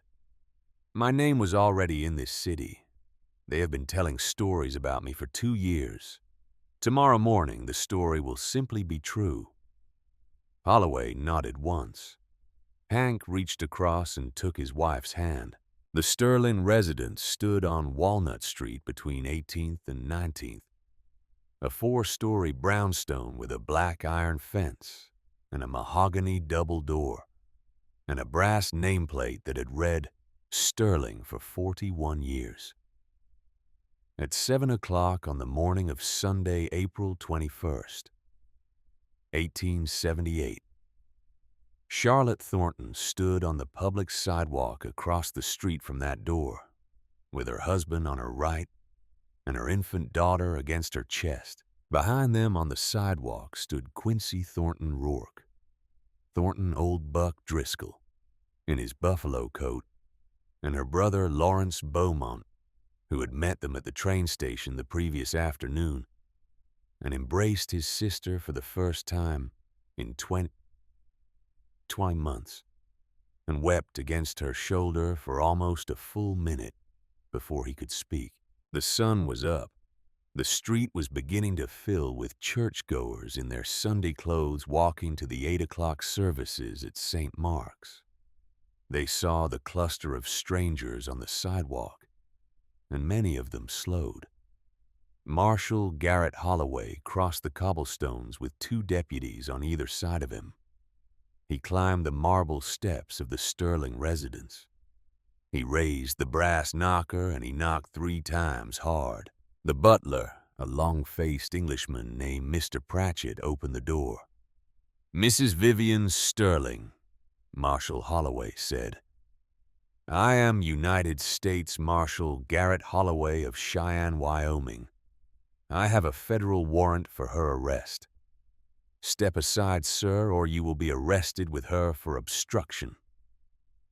Mr. Pratchett, who had been raised to deflect any unpleasantness with the smooth phrases of his profession, stood for a moment in absolute stillness. Then he stepped aside. The marshals went in. What happened next took perhaps 4 minutes from start to finish. Charlotte stood across the street and listened. She did not move. Hank had his arm around her shoulders. There was the sound of a woman's raised voice from somewhere inside the house. Sharp, then sharper, then shrill, then a crash as if a small object had been thrown against a wall. Then silence. Then the front door opened, and Vivian Sterling came out. She was 61 years old. She was wearing a dressing gown of cream silk, hastily belted with no shoes on her feet. Only thin slippers. Her white hair, which Charlotte had only ever seen pinned in a tight, elegant chignon, was loose around her shoulders. Her face was the color of bone. Her hands were cuffed in front of her. A federal deputy held her by the upper arm. She came down the marble steps onto the public sidewalk in her dressing gown and slippers in front of 40 churchgoers who had stopped moving and were now staring openly. She came down those steps the way a queen comes down a scaffold, with her head lifted and her eyes fixed straight ahead, refusing to acknowledge what was being done to her. Then she saw Charlotte across the street. She froze. Marshal Holloway did not let her stop walking, but for 2 heartbeats, Vivian Sterling stood on the cobblestones of Walnut Street and looked at Charlotte Thornton. And Charlotte Thornton looked back. Charlotte did not say anything yet. She stepped forward. She crossed the cobblestones slowly with Hank at her side, and she stopped 6 feet in front of the woman who had ruined her life. "Mrs. Sterling," Charlotte said. Her voice was quiet. It carried the way a low voice carries on a Sunday morning street when 40 people have stopped what they were doing to listen. "I did not come here to ask anything from you. I did not come to ask for an apology. I came so that you could see me, so that you could see my daughter, and so that you could understand that you have failed." Vivian Sterling's white face did not move. "You paid $500 to ruin my life.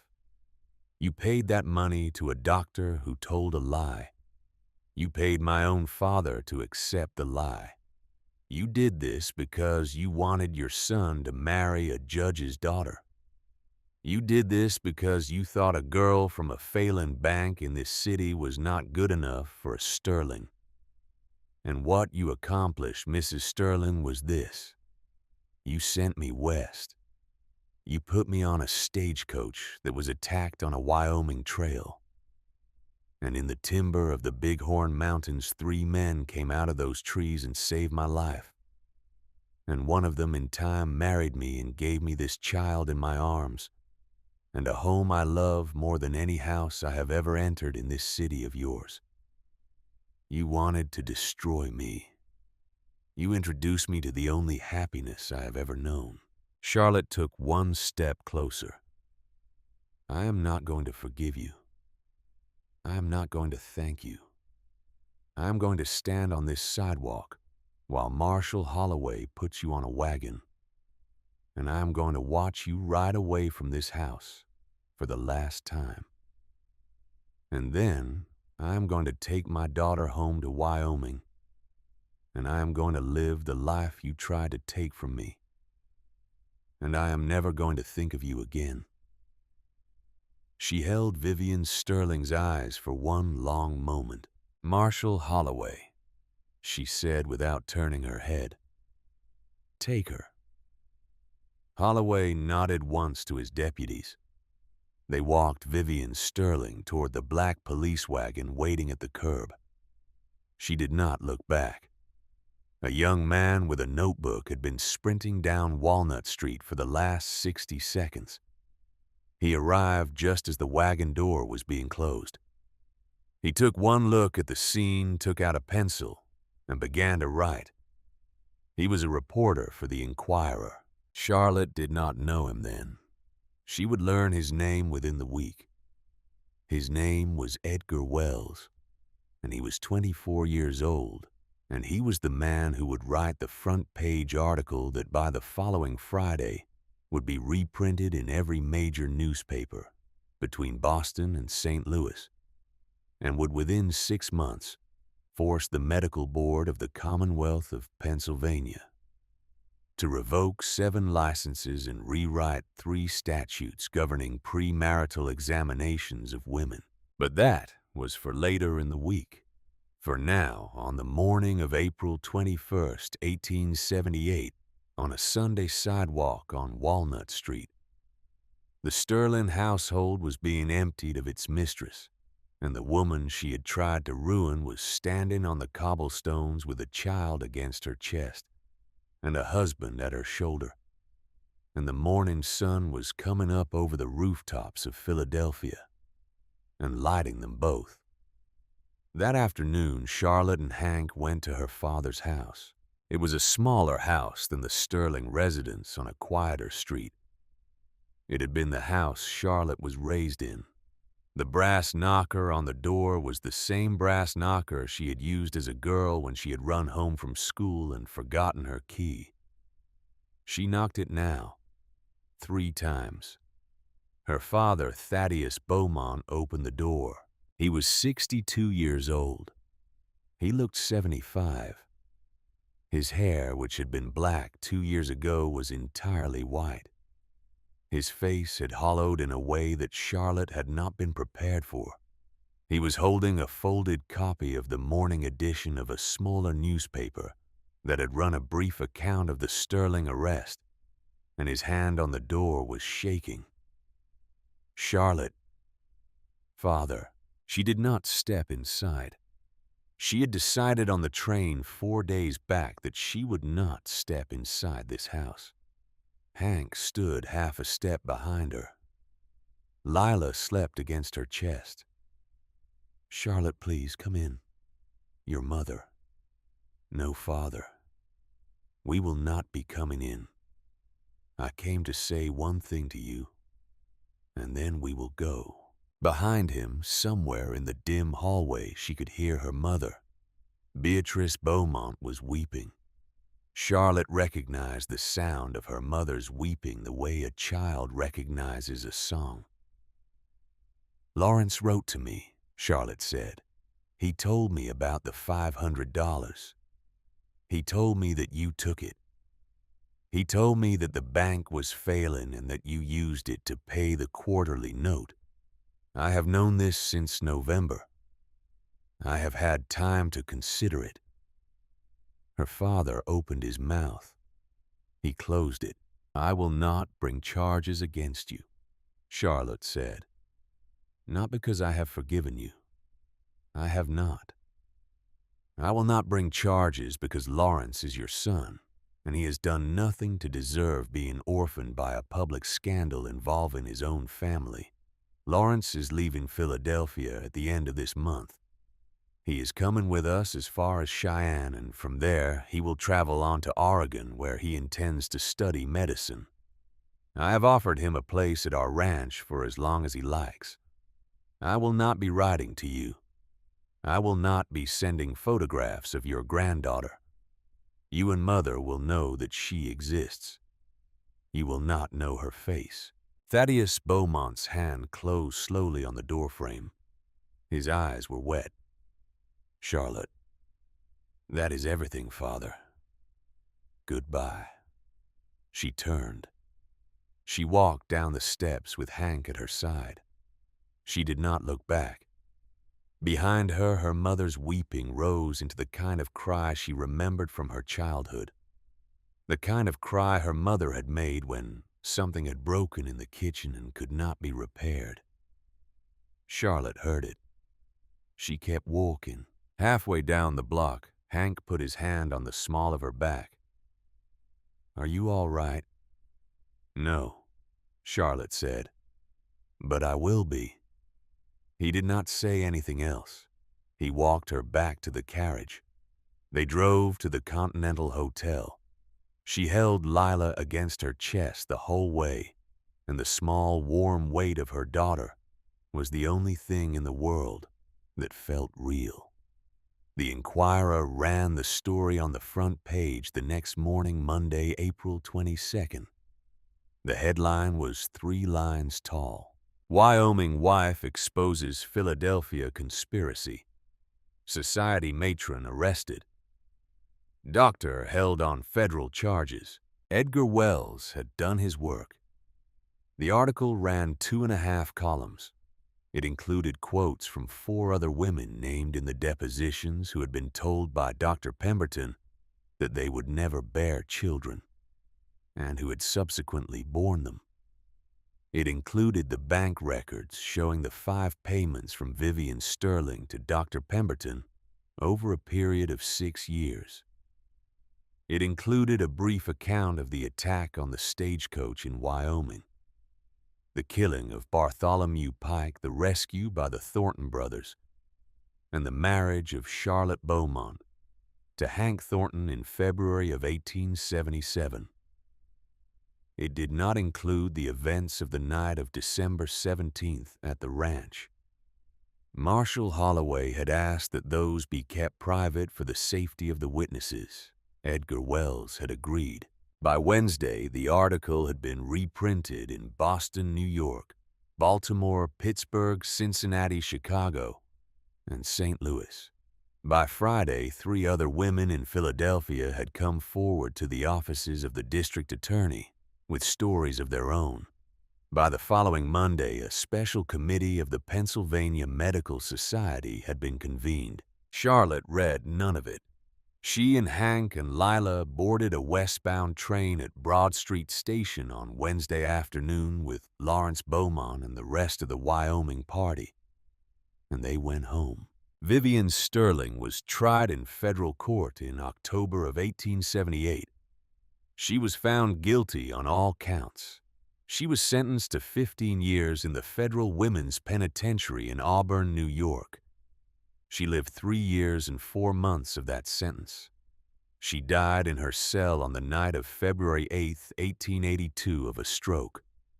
No one came to claim her body. She was buried in the prison graveyard. Dr. Mortimer Pemberton was tried separately in November. He was found guilty of medical fraud and conspiracy. He was sentenced to 7 years. He served all 7 and was released in 1885. And he moved to a small town in southern Texas, where he opened a saloon and never practiced medicine again. He died in 1891 in a knife fight over a card game Charlotte heard about it 3 months later in a letter from Marshall Holloway, and she folded the letter and she put it in a drawer, and she did not think about Mortimer Pemberton again. Ambrose Sterling testified at his mother's trial. He did so in a calm, broken voice that did not waver. After the verdict, the court released him from federal custody. He left Philadelphia within the week. He went to a small town in Central California and became a school teacher. He never married. He wrote one letter a year to Charlotte every November on the anniversary of Lila's birth. The letters were short. They were always thank you notes. They thanked her for not having him killed when she could have, and for giving him the chance to do one decent thing in his life. Charlotte answered the first one. She did not answer the others. She read them all. When Ambrose Sterling died of pneumonia in 1893, his sister, who had inherited what remained of the Sterling money after their mother's conviction, sent Charlotte a small black mourning card. Charlotte placed it in the same drawer where she had put the letter about Dr. Pemberton, and that was where the Sterling family ended, in a drawer in a Wyoming kitchen. Lawrence Beaumont stayed at Stillwater Bottom for 2 summers and 1 winter. He helped Quincy at the forge. He learned to ride. He learned to shoot. He learned to deliver a calf in a cold barn at 3 in the morning with his sleeves rolled up to his elbows. In the autumn of 1879, he went to medical school in Portland, Oregon. He graduated in 1883 and went into practice in a small town on the Columbia River. He married a doctor's daughter in 1885. He wrote his sister every month for the rest of his life. He never came back to Philadelphia. He died an old man in 1921 in the same house he had practiced in for almost 40 years, with his wife of 36 years holding his hand. Caleb Thornton was born at the Stillwater Bottom Ranch on the 3rd of June, 1880. He had his mother's blue eyes and his father's chestnut hair. He grew up to be a tall, quiet man, much like his father. And when Hank stepped down from the running of the ranch in 1906, Caleb stepped up. Adelaide Thornton was born on the 7th of August, 1883. The naming of her had been Charlotte's idea. She had asked Hank on a winter night when she had been carrying the child whether it would hurt him too much to give the new baby that name. Hank had been quiet for a long time. Then he had said, "It would not hurt me. It would help me." Charlotte had nodded and the matter had been settled. Adelaide grew up to be the wildest of the 3 children. She could outride and outshoot both her older siblings by the age of 12. She was the one who took after old Buck Driscoll most directly in his opinion, and his opinion was the only one that counted on this question. Old Buck taught her to shoot the Longsharp's .50 caliber when she was 10 years old, against her mother's mild objection, and Adelaide hit a coffee can at 400 yards on her 3rd try. Old Buck had wept that day.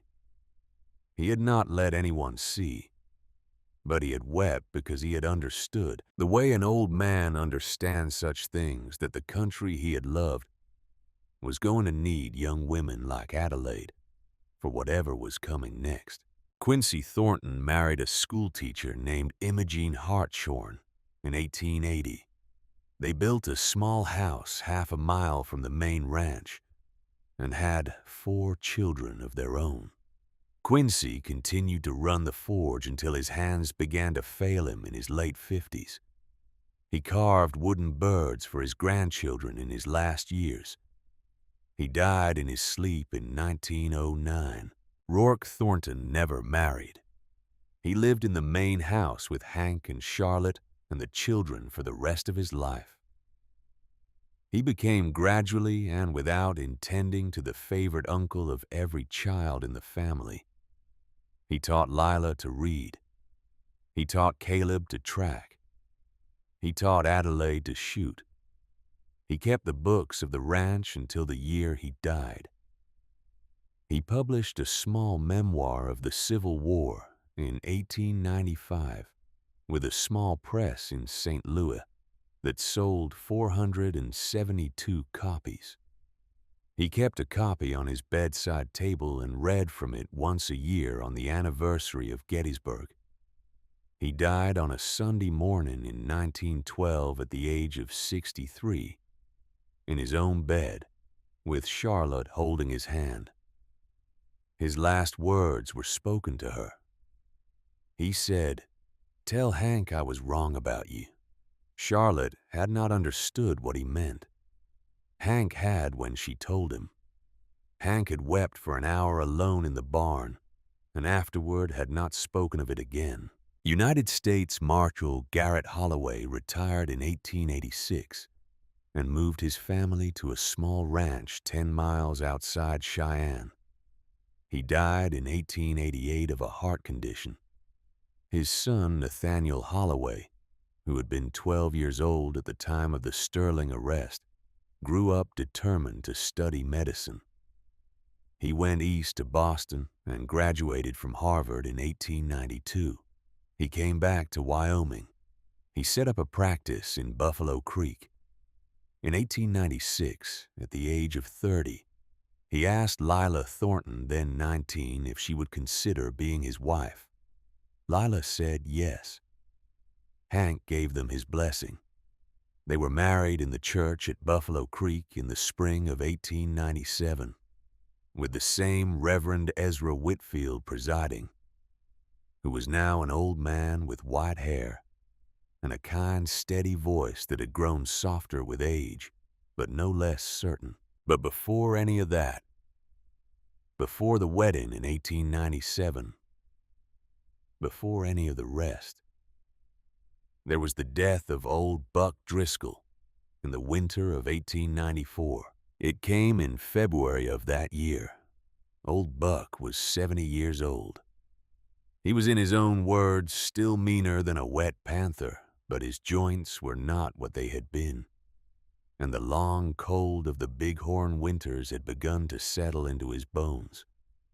The way settle finally settles. On a Tuesday morning in the second week of February, in the worst blizzard anyone had seen in 18 years, Hank had asked him not to ride out to check the south pasture. Old Buck had laughed at him.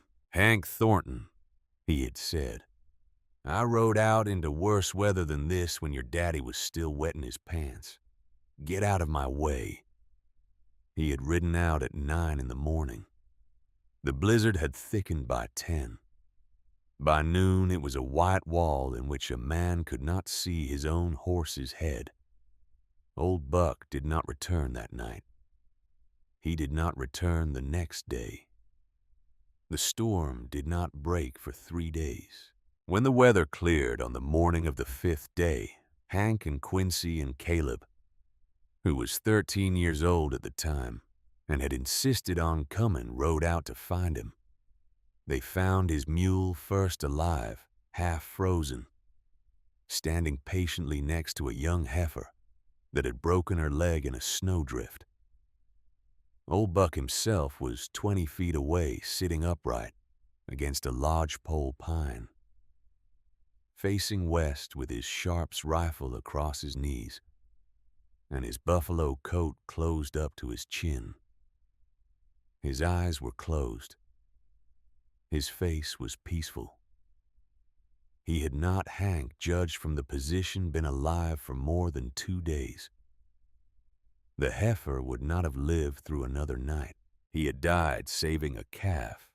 He had died, Hank said, exactly the way he would have wanted to die. They brought him home strapped across his own mule. They buried him under the apple tree beside Adelaide and Ezekiel Thornton in a grave that Quincy and Rourke and Caleb dug together in 3 days of pickaxe work on frozen ground. Charlotte read the words over him. There had been no minister available who could ride out in time, and Charlotte had said, "I will read for him." He would want a woman to read. She had read from the book of Ecclesiastes. She had read the verse about a time to be born and a time to die, and the verse about a time to keep silence and a time to speak. And then she had folded the small Bible and she had said in her own words, "Silas Driscoll was the first man in this country who told me I would manage." He was right. I am here today because of what he taught me to manage. He was a friend of this family, and a brother to my husband, and an uncle to my children, and there is no piece of land on the face of this earth that we would rather give him than this piece under this tree with these other people he loved.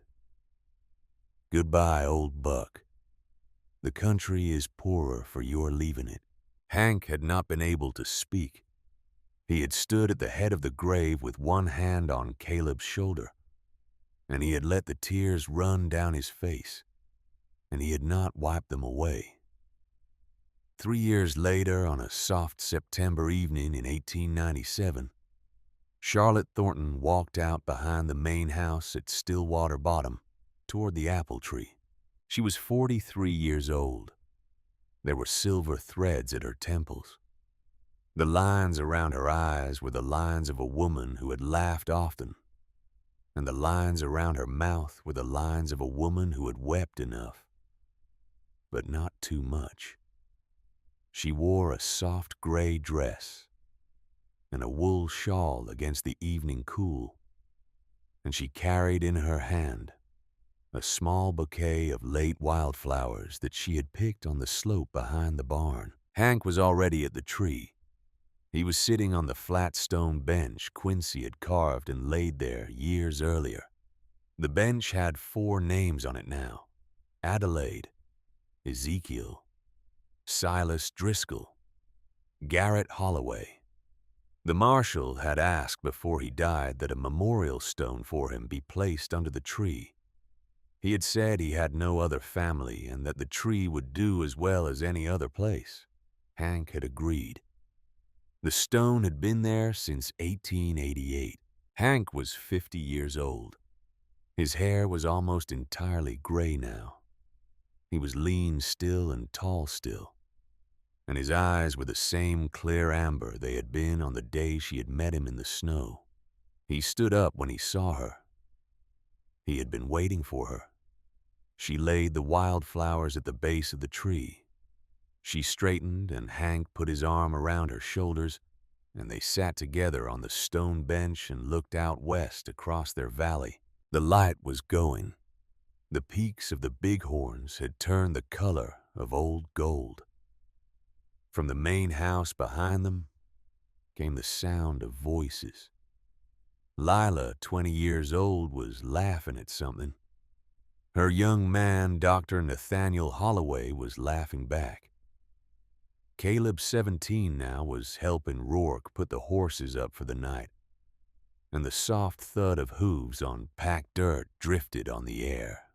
Adelaide, 14, was sitting on the porch reading aloud to her cousins, the children of Quincy and Imogen, and her young, clear voice carried down to them on the evening breeze. "Hank," Charlotte said. "Yes." "Do you remember the day I came down out of the stage?" "Every minute. I thought my life had ended that morning, when my father told me I was being put on a train, when the engagement was broken, when the doctor said what he said. I thought all of it was the end. I sat on that train going west. Hank, and I told myself I was going to my own grave. I know. I was wrong." He looked at her. The amber light was on his face. He reached up and laid his hand against her cheek, the way he had laid it there 20 years before, in the kitchen of this house, on the night she had come up from the stone room. "I know you were wrong," he said. "I have known that every morning for 20 years. when I have woken up and put my hand out and found you still here." She smiled. She put her hand over his. "My life did not end the day my family sold me. That was the day it began." A high cry sounded from above them. They both looked up. A bald eagle had risen out of the timber on the north ridge. It came soaring across the valley in a long, high arc, its white head catching the last of the sunlight. Its great brown wings spread wide on the evening thermals. It circled once over the apple tree where they sat. Then it circled a second time. Then it banked north and climbed and was gone over the ridge. Hank watched it go. A small, slow smile came onto his face. He did not say anything for a moment. Then he said very quietly, "Old Buck is still up there. He is still watching." Charlotte leaned her head against his shoulder. The voices of their children carried down to them on the wind. Somewhere a dog barked. Somewhere else a horse whinnied for its supper. The first star came out over the eastern ridge, small and bright and steady, the way the first star always comes out over Wyoming. The apple tree stood behind them, full of late green leaves. It had grown very large now. Its lowest branches almost touched the headstones of the 4 people they had laid down beneath it. Inside the house, a lamp was lit, and golden light fell through the kitchen window and across the porch and across the dirt of the yard and reached out toward them where they sat. Hank Thornton stood up. He offered his wife his hand. Charlotte Thornton took it the way she had taken it on the first day in the snow, when a man she had not known had knelt beside her and said his name and offered her his coat. Together they walked back to the house. The lamp in the window burned steady against the gathering dark, and behind them on its high, cool air, the great eagle made its slow last circle and turned at last for the high country it had always come back to. The story of Charlotte Beaumont, who had been sold by her family for the price of a quarterly banknote and who had, in her 23rd year, been brought home by 3 Wyoming brothers who had never expected to find her, ended not with a battle and not with a reckoning, but with the simple, ordinary miracle of a woman walking into a lit house on a September evening carrying nothing in her hands because she had everything she needed already.